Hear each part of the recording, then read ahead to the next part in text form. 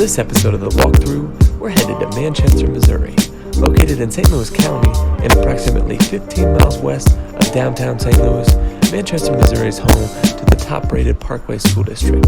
Its 18,000 residents have seen their home value increase by 5% in the last year, with a median home value of $272,000. So we're at 939 Cortland. This is David Ounanian. So I met David, and you were at Bigger Pockets, Bigger Pockets is like a blog kind of podcast for real estate investors, like a community, right? It's like Facebook for real estate investors. There you go, yep. So I met him, you did like every month, like a meetup or something? Yeah, right? Yeah, we do a meetup that we advertise on there, where we just share advice and how-tos and practice. It was fun. I went to a couple of them, and very insightful, a lot of good information. I know you're a real estate or investor, but also just an agent as well. Right. But if you could, just walk us through like how you got into investing and like when did you do it and like why? Yeah, so I mean, my background, like so many of us, I was raised to go to college and get a job working for somebody else. So that's what I did. I spent 12 years as a software engineer in the corporate world. Smart. I went out and bought my first house, and my real estate agent sucked so bad that I had to learn how to do everything. So by the end of that transaction, I thought, why not just get my license so that I can help my friends and family when they're going to buy houses, so they don't get screwed over like I was about to get. Yeah. So a couple years went by, and I had a buddy of mine from college want to buy an investment property. And I told him time after time again, this is the worst idea that you've ever had in your life. Like, there's this property up in St. Anne by the airport here in St. Louis. And this is when you already had yours? You already did yours? No, I had never Okay. thought about investing, never crossed my mind in a million years. I said, you're going to be getting phone calls in the middle of the night to change toilets, and I'm going to be laughing at you. And so he goes and buys this property, and I watch what happens. He bought it for $39,000. He put in $5,000 into it, and appraised for $70,000. He pulls all his money out. He has a mortgage payment of $300 a month, and he's renting it to 3 girls that go to UMSL for $1,000 a month. And so he's just making killing every single month. They want to pay him at a semester at a time. So he meets with them basically twice a year to collect this huge rent check. Jeez. And I'm sitting there with my jaw open, like, how the heck do I do this? Exactly. And so find a home run like that? So I became obsessed with trying to figure out how to invest in real estate. Got on to Bigger Pockets, listened to like every episode they had, and just started going from there, and knew enough to be dangerous to start buying some investment deals and get going. That's awesome. Yeah. That's the biggest thing, is just to jump, right? Right. I look at them all the time, but I'm not too scared just to jump in and do it. It's scary. The first one's the hardest, that's for sure. You've been doing this then for, what, you said 2000? It's about 3 years now since I bought my first property. Okay. Yeah. Awesome. Yeah. Awesome. So do you usually do the fix and flips, or is it rentals, or what? You know, when I got started, it was all about buy and hold. So buying enough rentals so where I could get, quit my corporate job but still have enough income coming in to pay for the bills and all that. It wasn't until, once you learn how to rehab a house, and you're learning how to rehab a house for a rental, that it can directly apply to doing it as a flip like you're about to see behind me. Then we started getting into some flips on the side too. So the houses that I couldn't buy because they wouldn't cash flow, they were in a nicer area like this one, we would turn into flips and make a profit that way. Gotcha. Okay.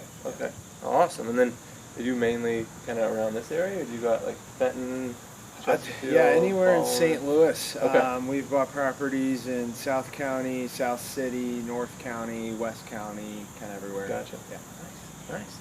All right, dude. Well, do you want to take us? Yeah, let's go on. I love this.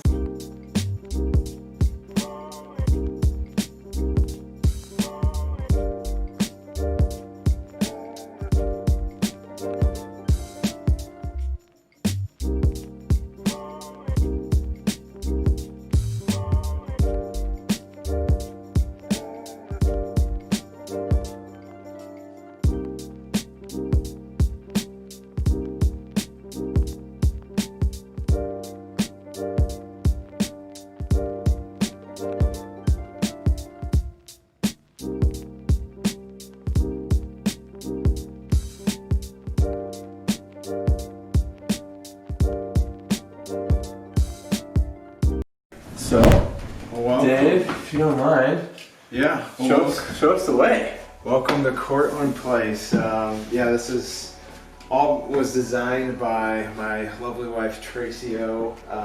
She picked out all the fixtures, all the finishes, ran the entire project. I'm the person that buys and sells properties. Yeah, so this has 4 bedrooms upstairs, just over 2,000 square feet on the main level. This is a ranch with a finished walkout basement. There's 2 full bathrooms up here. One's in the master suite. One's in the hallway here, you'll see in just a minute. And then there's an extra bedroom downstairs and an extra half bath downstairs as well. Nice. So it brings the total to 5 bedrooms, 2.5 bathrooms. Dang. Big for in here, right? Yeah, you'll see it's a lot of living space once we get through the house. Good deal. All right. The kitchen, kind of blew it open. It was pretty compartmentalized when we bought the house. There was a wall that ran right through here, kind of dividing the living room and the kitchen. This enabled us to kind of make it an eat-in kitchen over here, big center island, and then of course opening to the living area with the fireplace and wood beams. For the paint colors, we went with like a worldly gray, which has a little bit of more beige in it than your typical gray. And then of course white on the doors and the trim.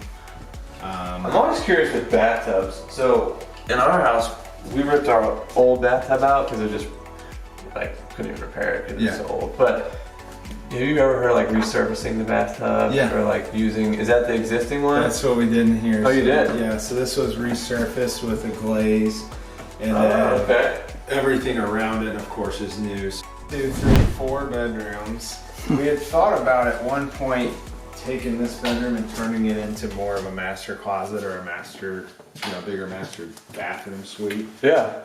But just decided to keep it up here to kind of control the rehab costs. Yeah. How do you kind of quantify? I mean, I know that's hard to quantify, but how much you put in to get a master bath versus what you're going to get out? It's kind of looking at the comps and seeing what's happening in the neighborhood. So at the time when we bought this, it was right when the coronavirus was hitting.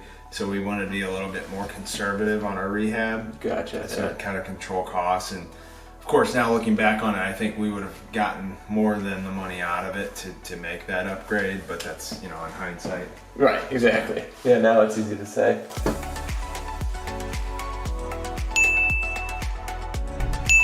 Inspections yesterday. When you guys rolled up in your trucks, I was like, oh crap, I'm an inspection. I mean, you've been doing it so long. Are those nerve-wracking or like, can you? I mean, you just have to expect you're gonna get a list. Yeah. It's just given. They're always gonna find stuff during inspections, so you just kind of budget for that and just prepare and try not to get, overwhelmed by. So, yeah. So they can tell. I mean, obviously they give you a list, but then it's up to the buyers if they want to make you make those repairs. Yeah, it's a negotiation. So Okay. they'll, they have the option to walk if they want to, but most times they'll ask you to do repairs or give a credit. And Gotcha. It's kind of a back and forth Okay. to see what will happen. And these are pretty basic questions, but I'm just asking you for my benefit too, because I'm new to the industry, so I appreciate. I'm asking you these questions because I want to know, so hopefully other people want to know too. I'm sure they do, yeah. It's already under contract, so don't try and buy it, guys. Ow. Man, so did you finish this, or was it somewhat finished? Yeah, so this was finished. It had a drop ceiling. We ripped out the drop ceiling, put in can lights, sprayed it white. Yep. That was Tracy's idea. I was thinking spray it black. But I'm really glad that we did do the white. It makes it kind of a lot brighter, I feel like. And all the wood paneling, which actually looks really good painted. Yeah. That looks really good painted. Yeah, it's usually not worth it to take it down and do drywall, so just paint it if it's already there. Impressive. I mean, with the deck here and stuff, this definitely doesn't feel like a basement. Right. Not at all. And how long did this take? About 3 months. About 3 months to complete the project, so right on schedule. How long after you guys close on the house, or even if your offer's accepted, do you get your painters in here and start estimating, or how do you What's the timeline, I guess? Yeah, I mean, usually we want to set it up to where day one we're hitting the ground running. So on this one, I think we closed, and the next day we had the dumpster dropped off and started demoing and emptying the house out. Gotcha, okay. Yeah. And then you got, doing so many, you probably just have the same crew, or not the same, but you know enough people where you're not just like calling random people like, hey, can you squeeze in? Sometimes we are. Yeah. So we're always looking for contractors. Okay. It's kind of a revolving door there. So we're getting bids. Usually we like to get access to the home before we close, so that way we can get our contractors in, get different bids, figure out who we're going to use before we actually own the house. So then day one after we close, people can start getting to work. Because sometimes it takes a while to get your permit approved and all that, so we like to get started before we close if we can. Gotcha, yeah, and it could be a good deal with one contractor, but it could be a bad deal with another contractor. Sure, yeah. Bump you up too high. Yeah. That makes sense. Yeah. So, 939 Cortland, like you said, it's under contract, so you can put backup offers, right? Yeah, backup offer. Just really appreciate you taking the time. Cool. This is great. Thanks for having me, Clay. House is awesome. I'd shake your hand and stuff, but I don't know if it's COVID. There we go.